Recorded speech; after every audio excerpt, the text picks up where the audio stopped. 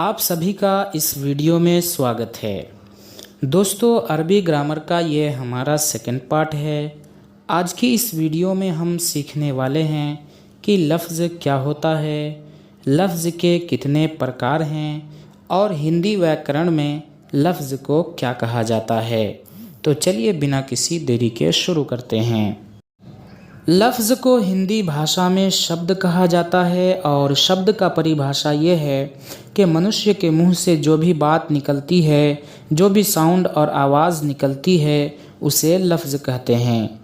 और ये एक से ज़्यादा हरफों के मिलने से बनता है, अर्थात एक या अधिक वर्णों से बनी हुई ध्वनि यानी कि आवाज़ को शब्द कहा जाता है, जैसे कलम, आदमी, शेर इत्यादि। अरबी भाषा में लफ्ज़ के दो प्रकार होते हैं, नंबर 1 मौजू और नंबर 2 मुहमल। मौजू वो शब्द जिसका कोई अर्थ हो, यानी जो शब्द अर्थ वाला है, जिससे कोई सूचना, खबर, गुण और आज्ञा इत्यादि मालूम हो, उसे सार्थक शब्द यानी मौजू लफ्ज़ कहते हैं, जैसे कलमुन कलम, किताबुन किताब इत्यादि।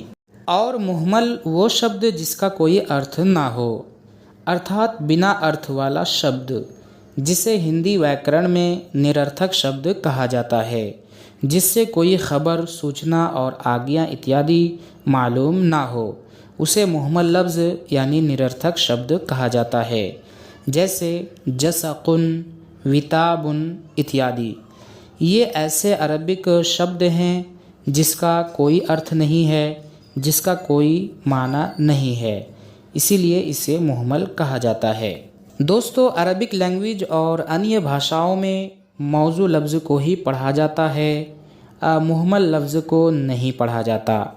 यानी जो मीनिंगफुल वर्ड्स होते हैं उसी को पढ़े जाते हैं, उसी को बोले जाते हैं, और जो मीनिंगलेस वर्ड है, जिसका कोई अर्थ नहीं है, जिसका कोई माना नहीं है, ऐसे शब्दों को नहीं पढ़ा जाता है, यानी मुहम्मल लफ्ज़ को नहीं पढ़ा जाता है, यानी निरर्थक शब्द को नहीं पढ़ा जाता है। और इसी तरह मौजू लफ्ज़ के भी दो प्रकार होते हैं, नंबर 1 मुफ़रद और नंबर 2 मुरक्कब। मुफ़रद वो मौजू लफ्ज़ है, वो सार्थक शब्द है जो एक वस्तु को दर्शाता है, यानी एक चीज़ को बताता है, और शब्द भी एक ही प्रयोग होता है, एक ही इस्तेमाल होता है, जिसे अरबी ग्रामर में कलमा कहा जाता है, और कलमा का दूसरा नाम मुफ़रद है, जैसे बैतुन घर, जदीदुन नया इत्यादि। और मुरक्कब वो सार्थक शब्द है, वो कलमा है जिससे एक से अधिक वस्तुओं का बोध होता है, जो एक से ज़्यादा चीज़ों को बताता है, और शब्द भी एक से अधिक प्रयोग होता है। इसी को अरबी ग्रामर में जुमला और कलाम भी कहा जाता है, जिसे हिंदी व्याकरण में वाक्य और इंग्लिश ग्रामर में सेंटेंस कहा जाता है। जैसे बैतुन एक शब्द है और जदीदुन एक शब्द है।